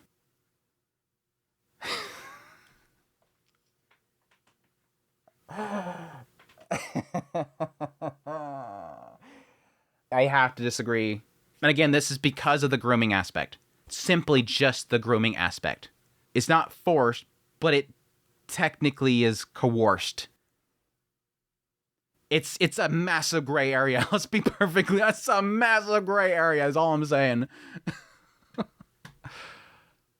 If that's the case, then it was fine. Not really. Not really. Just because a young kid asks an older person, "Can we do this?" the older person is supposed to say, "No, that's wrong." That, again, moral standings for me here, that's wrong to accept that. It's not about forced or not forced. It's the adult says, "No, you don't do that." If that's the case, then isn't it fine? Isn't this family meeting unnecessary? That seemed to be the sentiment in the room. What does Edis think, though? I don't think Edis has had her full statement yet. Objectively speaking, there weren't many clear reasons why this shouldn't be condemned. I can name a ton. But even so, from deep within my heart, an overwhelming repulsion was welling up. No, I can't allow it. I'm guessing that's Rudius. Oh, Sylphie? Oh, the surprised voice came from Sylphie. It says afterwards. It says, "No, I can't allow it." The surprised voice came from Sylphie. Huh? Did I say something weird? No, wait. Let's think this through carefully. So he just said that and didn't really think of it? Rudius! What are you doing? Now watch, he's going to overthink this and he's going to walk out. The surprised voice came from Sylphie. Did he say something wrong? No, wait. Let's think this through carefully. Aisha's case is understandable. No. Otis pursued her, and though she felt it was wrong, she went along with it. No, because again, if you leave a child with an adult to babysit them or whatever, just because the kid says, hey, nanny, can we try this? They don't say, okay, as long as you said it was, you wanted to do it. Maybe Reese has been in this other world too long. That was her decision. Whether right or wrong, she chose that path. Even if things took a bad turn, she resolved herself to protect Otis. But what about Otis? I mean, yeah, the whole lying thing at the end, I understand is to protect Otis. That part makes sense to me. I think Reese is giving her a lot of leeway here. But what about Otis? Did he truly make a conscious decision? Men are often ruled by the lower half of their body. Yeah, you know that better than anyone, Reese. When that happens, all thoughts of risk and consequences tend to disappear. Even when I married Sylphie, I was thinking mostly about that. Looking back, I can't even deny that a part of me married her just so I wouldn't let the fish that I just caught slip away. That technically was a lot in his mind at the time. That was technically a lot in his mind at the time. I don't want to admit it, but that's how it was. Otis might not even love Aisha in the true sense. It could just be a form of imprinting. Yeah. In other words, what if he just wanted to do it? Not because he truly loved her, but because of a fleeting desire. That in itself isn't wrong. Following one's instincts isn't something I can criticize. Here's an interesting question right here. Because what Rios is doing is he's obviously relating to his son. I've done this. I've done this. I've done this. I've done this. I can't blame him. Can't blame him. Can't blame him. There is one end where you can say, I can't criticize somebody because I've done it, and that will make me a hypocrite. But if that were the case, then you would never be able to correct your children. Because yes, when you were a child, you did a lot of things wrong. The idea is at least that gives you understanding, but it doesn't make you unable to correct them for doing something wrong. Oh, I get that. I guess I can't correct them. Oh, he did that? Oh, I've done that before. Guess I can't correct them. He throws a bowl against the wall and says, I don't want to eat this slop that mom made. You don't go, I did that. Guess I can't correct. Yet it's not how that works. It's understanding, but you have to be able to criticize them. Following one's instincts isn't something I can criticize, but you can correct it. You can understand it, but you can correct it. Even if his feelings were temporary, over time, they could grow into something real. But I don't think Otis has the ability to judge if this is truly right or wrong. He's still too young. And I don't mean that in terms of age. He's putting it as both age and maturity. Because yes, technically some people mature faster than others. Ruiz is not wanting to get into the number. He's going into what I see in my child is that he's young. In mental. I mean, I lost my virginity to Edis when I was about the same age as Otis is now. Well, including my past self. I was just over 40 at that point. But that's beside the point. Throughout this family meeting, Otis has barely spoken. It just dawned on me. Are we pulling a Paul Rudius moment here? The way that Rudius is thinking right now, he's thinking just like Paul. Paul had a family meeting, and he sat in the chair. In front of him was Sylphie and Rudius. The entire family meeting, Sylphie kept looking at the ground. The entire time we asked them questions, Rudius answered everything perfectly. The boy is way too smart for his age. Eventually, we got into a tussle, and I realized the entire time, Sylphie said nothing. I gotta separate these two. Gotta separate these two because Sylphie's not thinking for himself. Otis has barely spoken. Sylphie has barely spoken. Are we doing a Paul Rudius / Sylphie? Anyways, Otis had barely spoken. He's left almost everything to Aisha. If things had continued this way, the conclusion might have been that it was all Aisha's fault. Aisha had been guiding the conversation in that direction, and Otis had done nothing. He let Aisha take the blame while he tried to slip away from the responsibility. That's why Otis exploded in rage, even if he was just following Aisha's lead. Maybe he's not doing it. That would have been cool. But that's not acceptable. This kind of situation where just one person is at fault. Yes, Aisha is older, more mature, and more capable of making decisions, so she bared more responsibility. Well, again, my opinion in this position, Aisha has all the blame. All the blame. Now that everything is out in the open, I think when she's first sitting there, you could have had her trick people into believing that it could be partly his fault because he's in a position of power. As a maid and the master, the son of the master of the house, there could be a control issue there. But they know Aisha, and we've sussed out the true thing here, which in my opinion, 100% blame on Aisha. Again, as the older individual in the situation, she should have left. Otis should have spoken for himself instead of leaving everything to Aisha. He should have stood by her and countered my arguments together with her, thinking for himself, even if his words and reasonings were clumsy. He should have at least tried that, and yet he didn't. If he can't do at least that, then I can't approve of this.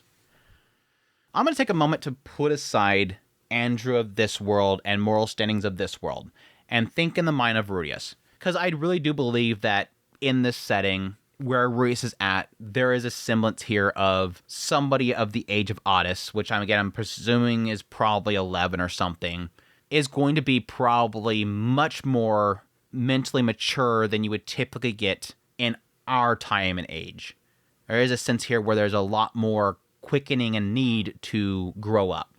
I agree with him here because it is trying to at least give his son some sort of accountability here and see him as a mature adult, and knowing full well that within a year or two, he's going to be a marrying age. Again, he's already talking about setting him up with potentially one of Ariel's children. He's opening the door up here for this to be a logical conclusion and something that later on, as Aisha says, later on we can get married. When he's of age and old enough, get married. From that perspective, at least looking at that and giving Aisha a chance to sort of pursue this, he's seeing my son right here who you want me to accept as being an adult, and Otis is wanting me to accept him and his relationship with her, but I can't do that because he's not looking at me as if he wants to take a control of this situation and accept this. It only wasn't until Otis beat him into the ground that suddenly he decided to finally chirp up. And again, it's too earlier. He just lets her handle everything. And again, to what Otis said, his future self said, I let her handle everything. Took it for granted. She'll control everything. She'll handle everything. And it blew up in my face. It's blowing up in his face. I looked at Otis. His face was frozen in fear. Ever since Otis punched him, he had completely shut down. There was no sign that he was trying to take control of the situation. Seeing that, I could guess what had been happening all along. Whenever Otis failed, Aisha had been the one to cover him. He's just finally seeing it? That was my concern. That was legit my concern that I had. Has Rudius not been seeing this whole time? I could guess what had been happening all along. Whenever he messed up, she'd fix it. He's failing right now. What is my son, who wants me to take him seriously in this relationship, what is he doing? He's waiting for Aisha to do something. That's not a man. That's not an individual. That's someone that's waiting to do whatever Aisha says to do. Again, it's making this a Rudius Sylphie thing. Oh, this chapter, my gosh, dude.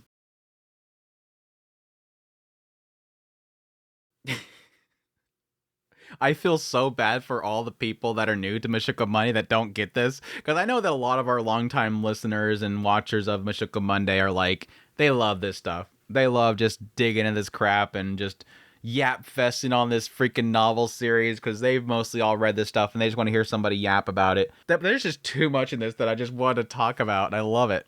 You all have the skip forward button. You could just skip forward if you don't like this much yapping. If we just let it slide with a simple, well, they love each other, so let's just put marriage on hold until Otis is an adult. Would Otis ever grow from this? Aisha had failed to keep control over Otis, or rather, Aisha herself had lost control, which was rare. Otis and Aisha had been inseparable since Otis was born.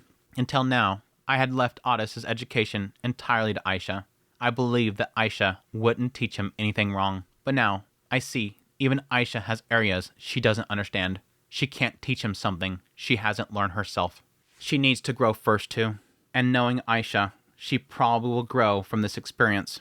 But Otis won't grow. Because he hasn't done anything. Yes, this situation is unacceptable. Aisha and Otis need to be separated for now. I actually agree with Rudius 100% right here. It's crazy. There's just so much truth. Like, for a rare moment, it sounds like Rudius is making total sense. Yes. There's a side of me that wants to say, Aisha, best girl. Aisha never does anything wrong. Great brat. Aisha, love her death. But thinking about this, like, extremely logically here, I like what he's thinking here. Sure, we could just say, yeah, go get married. Great stuff. Celebrate. Aisha loves Otis. Yay. Good stuff. But he's seeing both sides right here, and I love it. I already covered all the stuff about Otis and the fact that he's never going to grow, and he's always going to be looking to Aisha. Again, the selfie thing. But what Rudius is getting here with Aisha is the fact that she failed to teach him the one thing that she herself can't understand. Romance. Love. Again, because that's the side of her life that is completely butchered. Lilia completely destroyed that part of her life. Doesn't understand it at all. She was raised to go and serve Rudius and to bed him. That's all she was taught by Lilia. That's all she's ever known about romance. And then it turns into the whole thing because she was groomed that perspective, and then she put Rudius on this massive pedestal. She always believed that the only person for her was Rudius, and thus everybody else was not worthy. And then she became a genius herself, and at that point started to see everybody else as below her. Thus nobody else was enough for her. So when it comes to Otis, she doesn't know how to teach him love. He said that he had her teach him everything, and it seems like she's doing a good job guiding him, letting him fail, which is, again, a rarity. She's not happy with anybody else failing, but for Otis, she allows to fail, she corrects, helps him learn. But when it comes to romance and love and this stuff right here, she doesn't know what the hell she's doing. She can't teach him something she hasn't learned herself because of the horrible upbringing that she had. So Rudius is seeing from both sides here. Otis needs to grow, and she needs to grow. But both of them have no experience in this stuff, and thus they can't teach each other. Which, yes, on one end you can say that, yeah, romance is something you have to learn. It's just going to happen. It's not like there's a book that teaches you how to do romance. You meet somebody and you learn it. But again, he's so in the position where he's absorbing whatever she says, he has to learn it from her. And she doesn't know what to give him. This isn't a normal two people get together and figure it out together. This is Otis going, what next? So it comes down to what I was saying. This is the Paul, Sylphie, Rudius thing. They have to be separated. No, this isn't true. This is one of the reasons, but it's not the reason. The deep repulsion, the discomfort in my heart, this doesn't explain it. This might be a little early for Otis, but I'll have him attend the Oscar Kingdom's Royal Academy. He'll be staying in the dorms. After much deliberation, that was the conclusion that came out of my mouth. It was almost identical to the decision Paul had made when he saw how I was with Sylphie. Huh? You're sitting Otis away from me? Aisha's eyes widened, completely unable to believe what she just heard. Yes, Otis is still immature, and he relies on you too much. You two need to spend time apart. That will be for the best. So funny. This was a thing that Rudy has hated. I think Sylphie hated it too, but I think at some point, if I remember correctly, Sylphie did acknowledge that was the best thing. We all acknowledge it. That's what made Sylphie grow. The moment Ruius was away from her, she grew. She grew independent. She learned to stand on her own 2 feet. She fought back the bullies just by herself. Before then, it was always Rudy, Rudy, Rudy, Rudy. I mean, it kept Rudy, Rudy, Rudy, Rudy, Rudy. But at least it turned into I do things while saying Rudy, Rudy, Rudy. So funny, he's taking a page out of his dad's book now. What would Paul the dirtbag do? Wait, big brother, I admit it wasn't right, and I'll be more careful from now on. I'll make sure it's truly for Otis' sake, and Otis has to learn from this. Otis hitting him must have knocked some sense into him, so please. No. Why not? Please, give me a reason. Big brother, please tell me why. I need a reason I can't accept. She's looking for him to say why so she can dispute it. Tell me that something that I can refute. Tell me I can fight it. Whatever you tell me, I can fight it. Because I hate it. That's not a reason. Why do you hate it? Is it because you want Otis to marry a princess from Ariel? She wants this. She wants things to dispute. Let me dig into the catalog. There's got to be a reason that Reese is doing this. I'll fight every single one of them. I'm thinking of like ways to respond to each one of these things. Oh, it's got to be because it's got to be with Ariel's princess. There we go. Here we go. Here we go. No. Where'd that even come from? I thought. Sure, Ariel had mentioned something like that once, but I never gave her any serious response. Yeah, he's not even thinking about that. Again, that was what I'm hoping. I was hoping for that. That this is like, yeah, sure, I'll tell him, but I'm not going to force him. Then, is it because you see me as your possession? Jeez. Even though you never once treated me like that before? No, I don't think of you as my possession. Then why? If you're going to say no, then please make me understand. And if I can't accept it, I'll give up properly. So make me give up. Tell me why. I don't know either, but no means no. When I said that, Aisha bit her lower lip. Where is it going? Oh my gosh, I think this is the most, like, domestic dispute we've ever had. I mean, there's Norn flipping out about Rudius bringing Roxy home. That was probably the other one. But this is probably the heaviest we've ever had, like, a family discussion in this damn series. What is this? Ugh.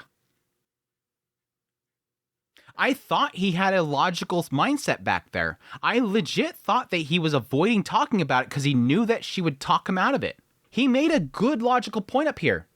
He's not thinking for himself. I gave her to him, and he's being taught by her, but now he's doing everything she says. They can't stay together. He's too dependent on her. This is a Paul, let's separate them situation. But the moment she's trying to bait him into saying the reasoning so that she can dispute it because she's damn good at it, I thought he was avoiding it because he knew that she would refute anything with logic as she's badgering him and trying to find out anything in her catalog that could be why. He finally just says, I don't know. No. Just simply no. Stop trying to make this a debate. This isn't a debate. I said no. That's it. As the father of this house, as the father of that boy you're holding on to, no. It's that simple. You don't need to understand why. Just no. When I said that, Aisha bit her lower lip. For the first time in her life, she glared at me with hatred in her eyes. I don't think she's ever looked at me like this before. I wasn't frightened. It was just sad. I knew I wasn't explaining myself properly, but what could I do? I couldn't put this feeling of repulsion into words. Even as I spoke, a suffocating discomfort lingered in my chest. Something inside me screamed, this is wrong. Did I really need to justify that feeling? Was there even a reason behind it in the first place? He keeps bringing up the repulsion, and I'm curious what he's doing there. Is it simply just... It could be simply just that, again, like an outsider's perspective looking in, gross.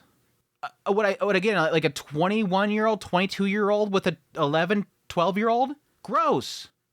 Is it that simple? It doesn't seem like that's coming into his mind, so I don't know. Is it the son-sister thing? Like, this is my sister, and she's with my son? Repulsion, gross? Is it that my son is a little whiny kid that's allowing this woman to handle everything? Is that is it a father disgusted by his son and how weak he is? I want to know. What is the suffocating discomfort? Is it pain because he can't give her what she wants? He wants to allow it, and that's the discomfort? But again, there's a discussion. There's a repulsion. I'm repulsed. Even if I did need a reason, it didn't matter. Just because I can't put it into words doesn't mean it's something I can compromise on. Aisha. No. I said it with as much calm as I could muster. It was more or less me forcing my opinion through. I knew Aisha wouldn't accept it. Or at least, that was what I thought. But then she looked at my face and suddenly looked startled. She was breathing heavily, staring at me with a pale face. But before she could catch her breath, she relaxed her shoulders. She let out a breath. Perhaps she calmed down. You're right. Now that I think about it, Otis has been skipping school lately, and he's been thinking about nothing but this. It's probably not good for him to be around me. She wasn't convinced, but it seems she got the message somehow. Thanks. I appreciate your understanding. Got it, big brother. And with that, the family meeting came to an end. She's gonna run away. They're gonna run away together. No doubt. That was a lie. That's a lie. I want to believe her right there because that's true. If he's doing nothing but thinking about her, and again, supposedly he's been pursuing her and coming after her all the time, I wouldn't doubt he's doing nothing but thinking about her and probably putting a lot of things to the wayside. Again, he's supposed to be at school. Roxy, Lada, Otis, and Sig were at school. He skipped out on school to bang her. So I want to say that she's being truthful here, but I don't believe her. She cooking something right now. Sure, got it. I'll steal him away later. We called the children down, had dinner, and dispersed. Afterwards, I sat in the living room with Sylphie, Roxy, and Edis for a discussion. Sylphie has suspected this for some years. Why didn't you say anything? Why didn't you say anything, girl? I was saying that earlier. Rudius, why aren't you seeing the signs? Again, technically, like he said a couple paragraphs ago, he was giving it to her to educate him on a lot of stuff. So they're going to be together. There had to be signs. There had to be signs. Especially lately. But again, this only seemed to escalate when he turned 10. And he started to actively pursue her. So I don't blame Sylphie. Don't get me wrong. I don't fully blame Rudius. But there has to be some sort of accountability for them as parents. And Edis, by the way. She worked alongside Aisha a lot in the house. And had noticed how she and Otis were drawn to each other. Edis too, but in her case, she only thought Otis had been acting nervously because he found someone he liked. She didn't suspect it was Aisha. What bothered her more was how he kept hiding behind Aisha during the meeting earlier. Yeah. Roxy, on the other hand, hadn't noticed at all. She deeply regretted it and insisted on accompanying Otis to the Osram Royal Academy. She would take a teaching position there and keep an eye on him. It's not a bad idea because, again, they're wanting to bring a lot of that, magic and whatnot down there. Her voice carried a firm resolve, and I agreed. If it was Roxy, Otis wouldn't become overly dependent on her. Then I explained my plan for the two. Otis would drop out of the Magic University and transfer to the Osram Royal Academy. He would have to live without Aisha's protection. He'd be forced to think and act on his own and deal with the consequences himself. That way, he could break free from his reliance on Aisha. By the time he returned, he would be an adult. And if, at that point, he still loved Aisha, if he truly wanted to build a future with her, if this wasn't a fleeting impulse, then I would accept their relationship. To be honest, I still felt deep repulsion.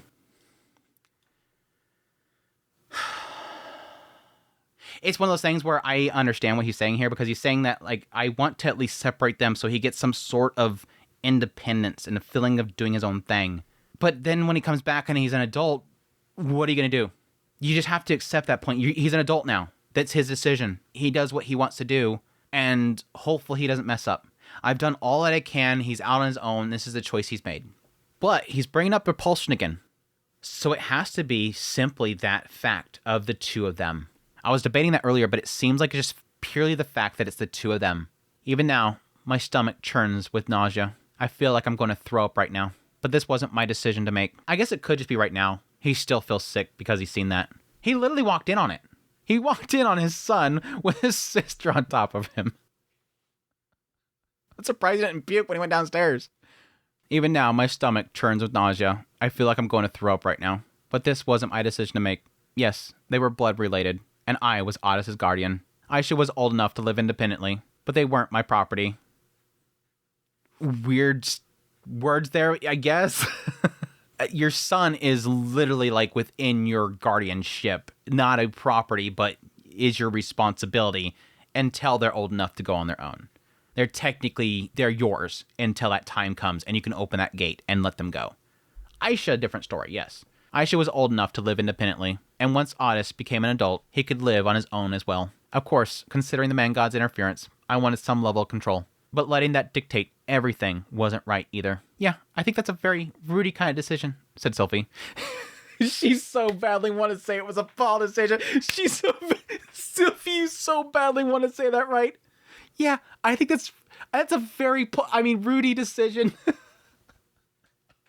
She wanted to say it so bad. If Rudy said so, then fine, Edis added. Yes, understood, Roxy nodded.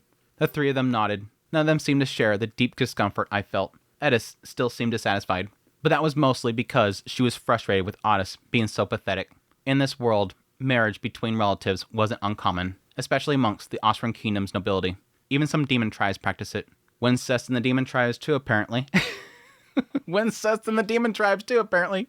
Maybe that's why they didn't feel the same repulsion I did. I mean, yeah, Sylphie technically stayed with a lot of royalty for the longest time. Edis grew up in nobility. And yes, Roxy was in demonkind. So yeah, I guess that's what he's sort of getting here. But I don't really see that with Rudius. Again, because I think when he came over here, he was kind of open, like, he looked at Aisha and said, hey, does this attract me? And he gave up because he's like, oh, it didn't work. I don't think that's what this is about, Rudius. Perhaps I was the one out of place here. I thought I had adjusted to this world, but deep down, I still carry the values from my past life. I don't think you had any of that coming up here, dude. You were doing some nasty stuff before you left that world. Let's be perfectly honest. You didn't have any values there, and you've never applied them in this world. Shut up. Rudius, he's so been good about that, too. Every time he runs into some oddity, he goes, yeah, back in my previous life they said that, but I'm not going to apply that here. But now it's affecting him physically. Let's be honest. He's repulsed. He wants to throw up. It's affecting him physically. I don't think this has anything to do with that. There's also things that haven't changed in me in essence. Although, even in my past life, I never thought of incest as some absolute taboo. They remind me of us back then, said Sylphie. They do? Sylphie's words made me tilt my head. Otis and Aisha's situation was vastly different from mine and Sylphie's. No. It was almost identical to the decision Paul had made when he saw how I was with Sylphie. Rudius, you thought the same thing. You thought the same thing. Now he's saying the decision. He's probably seeing the two of them the same, whereas Rudius is seeing his decision as the same. Otis and Aisha's situation was vastly different from mine and Sylphie's. No, that wasn't what she meant. She was referring to how we had been forcefully separated by my dad. If Paul hadn't separated us back then, our lives would have turned out completely different. I met Edis and drifted apart from Sylphie. In the end, we reunited. But if the teleportation disaster hadn't happened, I might have only married Edis. Well, I mean, if you stayed in Buena, you would still be separated from Sylphie. But yeah, he's saying if the teleportation disaster didn't happen, I might have only married Edis. Whether Otis would meet his own Edis at the Royal Academy was unknown. But at least something like the teleportation disaster is not something that happens very often. Jinx it. After some time apart, they'd both settle down. Whether that would lead to a good outcome or a bad one, I couldn't say. But I wanted to believe that this was just some passing phase, that it would all turn out for the better. But you know, Rudy, that wasn't like you. Just rejecting them outright, like that, said Sylphie. Yeah. If you have a real reason, you should tell them before they separate. Being forced apart without understanding why, that's too painful. W, Sylphie. W. Again, to my statement earlier, I understand his point made to Aisha. It's really like I don't really have to tell you. No. Just no. But yeah, I get it. She's going to be constantly wondering why this couldn't happen. Why couldn't he just tell me why? Why is this happening? Something that's creating pain within me. It's hurting me inside, breaking my heart, and I don't have a reason for it besides no. It'll turn a resentment towards Rudius eventually. Sylphie's tone carried a faint hint of reproach. Maybe she had been willing to accept Otis and Aisha's relationship from the start. Unlike me, she had some time to process it. She didn't share my repulsion. And again, this sort of hints to earlier in the idea that she's sort of seen something building up. And I kind of question, why didn't Sylphie tell Rudius? Why did she not tell him? I have a feeling that there might be something building between the two of them. I should probably tell Rudius at some point. But it could be simply, Sylphie never thought it'd be a problem. Something building between the two of them. That's cute. It's not like Rudius would say no. So maybe she never told him because she just assumed that he'd accept it. Got it. She was right. Maybe I had been too forceful. Being separated helped me and Sylphie in the long run. But forcing the same path onto others wasn't right. Aisha and Otis were their own individuals with their own will. Just because they were willing to listen to me, that didn't mean I had the right to control their lives. Yes, you do, because Otis is still a child. Rudius, he's still a child. Oh, sometimes Rudius takes some massive L's in his mind. What was the right answer? What was the best choice? I didn't know. With those thoughts in mind, the discussion ended, and we returned to our rooms to sleep for the night. And I woke up to them gone. The next morning, I have star, space. The next morning, Aisha and Otis were gone. They left behind a single letter. We're going to live together. They had eloped. And that is chapter 3. Ain't no doubt this is a single chapter, Mr. Komada. You all know by now. This has been cooking way too long. Holy crap. How many pages was that? I feel like that was a hella long chapter. 1, 2, 3. It's like 12 pages in my document. Typically, like a Mushoku Monday, on average, I go through maybe 18 to 21 pages. So it's not like I'm cutting you guys too short here. It's technically a long chapter, but that was fun. That was fun. That was way too much.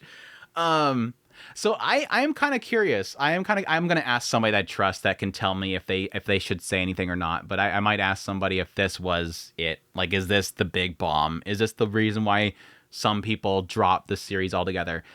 Which again, I agree for some people, because again, I think Aisha's statement there really did sort of rub me wrong. Because I wanted to believe there is an element of her, like, seeing something special in him and raising him because he was special. And then later, suddenly, it's like, okay, he says, I love you. And then suddenly, oh crap, something else happened inside of her. It's sort of what I felt with her before.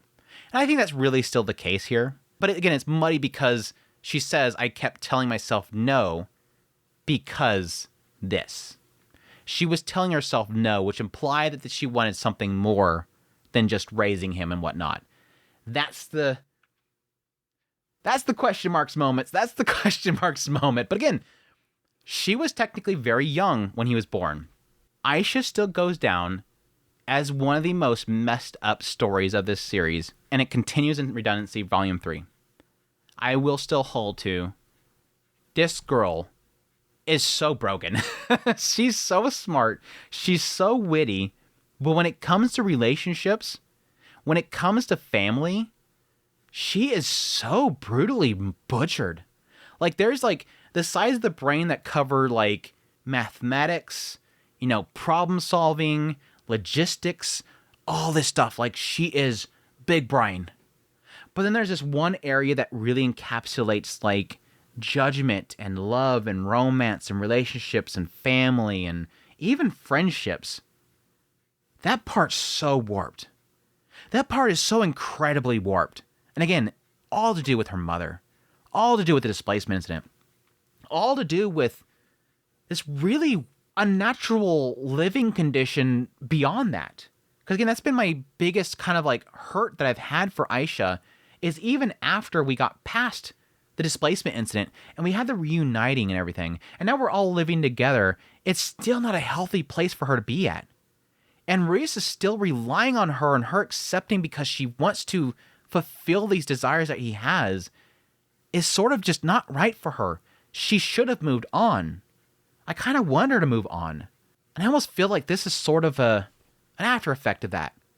Because he chose to keep her around, and then she gravitated towards something else, and Maurice entrusted his education to her, Sure enough, when it came to romance and feelings, she wouldn't know what the hell to do. She's broken up here. This part's broken. It's interesting. And Wincest. Let's brighten up the mood at the very end. Wincest happens. In the end, it's, still acknowledge it's a fictitious story. Wincest at the end. Aisha Bratz in the chat. What a heavy chapter. And my gosh, what a long Mushoku Monday for me to edit. This is going to be a fun one to edit. I hope you guys enjoyed this little ride and my take on this whole situation. We'll see if I get canceled for this. I think I was pretty good balance, though. I think my takes so far have been pretty balanced. I don't think I really said anything too controversial so far, but it was a banger of a chapter, and I don't know if that's it. I don't know if there may be some more stuff later on. Don't say anything in the chat. Again, I'll ask somebody that may know if it's a good thing to answer or not, but I'm looking forward to more, though. That was a ride, but I hope you guys enjoyed this Mushoku Monday. As always, if you did, make sure to hit that like button before you leave. You might need to hit the like button, especially today, because there might be some bad dislike buttons. People mad at my Wincest joke. Some people mad at my Wincest joke. People mad that I like Aisha still after. I still like Aisha's character. Again, I think she's super interesting. I love her character design too. But I hope you guys enjoy this. Again, as per usual, greatly appreciate you guys' support, your kind words, all that stuff. Thank you. And yes, greatly appreciate the support channel monetarily through Patreon, tips, links, super thanks, memberships, all that stuff. Thank you. But until the next Mushoku Monday, take care.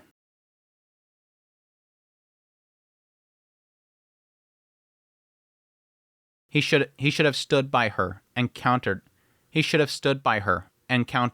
Otis may not even love Aisha. Otis may not even love Aisha in the truest sense. Otis might not even love Otis. Otis, oh my gosh. Could it be that she genuinely didn't think? Could it be that she genuinely didn't think that I decided long ago that I would act. I decided long ago that I would act as Norn and Aisha's father and Pop. There's a good chance voices will rise asking. There's a good chance that voices will rise and asking for circles and